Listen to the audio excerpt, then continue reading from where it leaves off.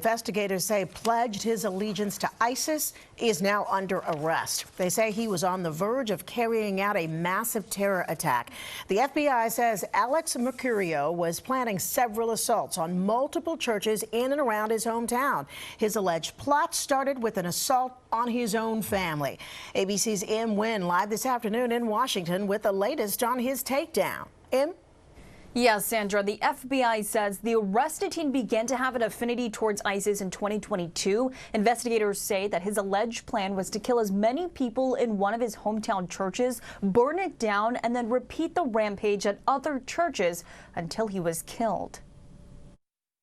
The FBI announcing an 18-year-old from Idaho arrested just hours before his alleged planned terror attack on multiple churches in his hometown of Coeur d'Alene.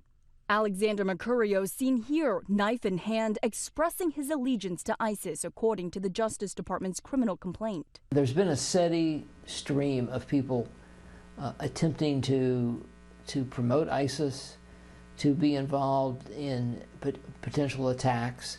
And this, I think, is another example of self-radicalization, where you have an 18-year-old that gets caught up in the whole idea of what ISIS is. The FBI says Mercurio's plot involved a murderous rampage using knives and firearms to kill parishioners. He also planned to use butane canisters to set their houses of worship on fire, going from church to church until he was killed by police. The affidavit says Mercurio sent an audio file to an FBI confidential and that his plan grew more precise, where he would, quote, incapacitate his father, restrain him using handcuffs, and steal his firearms to use for maximum casualties in his attack.